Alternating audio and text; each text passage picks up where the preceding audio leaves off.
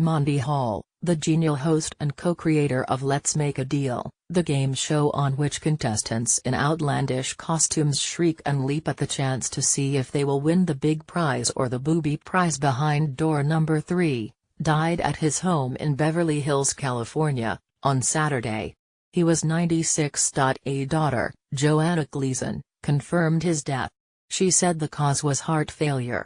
Let's Make a Deal had its premiere in late 1963 and, with some interruptions, has been a television phenomenon ever since. When Mr. Hall first roamed among the audience members who filled the trading floor in an NBC studio in Burbank, California, there was nothing zany about them. They came to the show in the first week in suits and dresses, Mr. Hall told the Los Angeles Times in 2013. Within weeks, however, things had changed. By one account, the turning point came when a woman in the audience, vying for Mr. Hall's attention with hopes of being chosen as a contestant, wore a bizarre-looking hat. Mr. Hall recalled it somewhat differently in 2013. The game changer, he said, was a woman carrying a sign that said, "Roses are red, violets are blue, I came here to deal with you." Whatever it was that opened the floodgates, would-be deal-makers were soon showing up wearing live bird hats, Tom Sawyer costumes or boxes resembling refrigerators. Some simply waved signs pleading, "Pick me."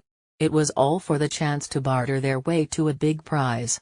A woman might sell Mr. Hall the contents of her handbag for $150, and then agree to trade that $150 for whatever was behind a curtain, or in a big box, in the hope that it was something valuable, say, a $759 refrigerator freezer stocked with $25 worth of cottage cheese and a $479 sewing machine. She could then compound her glee by being smart enough not to trade it all back for the old purse and whatever amount of cash Mr. Hall had slipped into it, maybe a hefty amount or maybe a measly $27.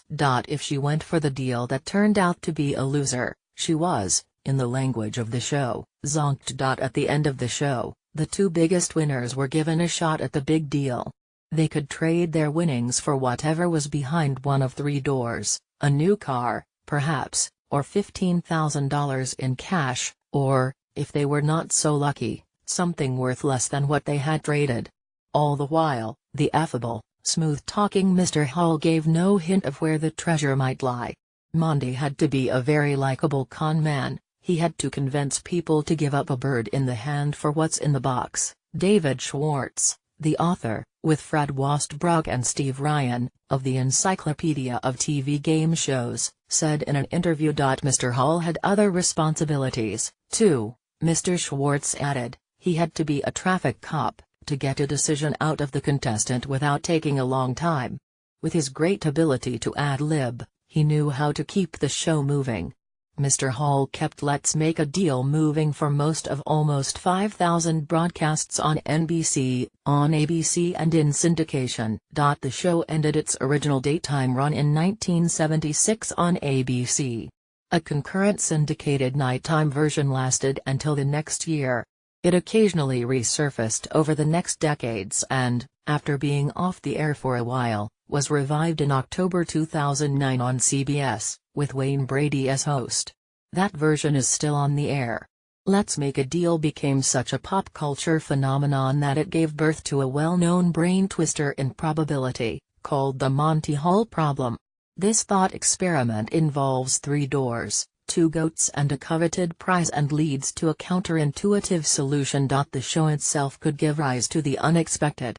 "You get some strange moments," Mr. Hall said in 2009. He recalled the day that a contestant was zonked when he chose a curtain behind which he had hoped was a car. "It was an elephant," Mr. Hall continued. "It freaked, ran backstage, down a ramp and out into the streets of LA." That's probably the wildest moment. Mr. Hall had his proud moments as well. In 1973 he received a star on the Hollywood Walk of Fame. In 1988, Mr. Hall, who was born in Canada, was named to the Order of Canada by that country's government in recognition of the millions he had raised for a host of charities. In 2013 he was presented with a Lifetime Achievement Award at the Daytime Emmys. Born in Winnipeg, Manitoba, on August 25, 1921, Monty Halperin, he later changed the spelling of his first name and took the stage name Hall, was one of two sons of Maurice Halperin, a butcher, and the former Rose Russin, a teacher. He earned a bachelor's degree in chemistry and zoology from the University of Manitoba. But, smitten by applause while appearing in college musicals, he moved to Toronto and began working as an actor and singer. In 1955 he moved again, this time to New York, where he became a regular on Monitor, a mix of comedy, music, sports and news on NBC Radio. 5 years later, Mr. Hall moved to Hollywood to host Video Village, a CBS TV show on which co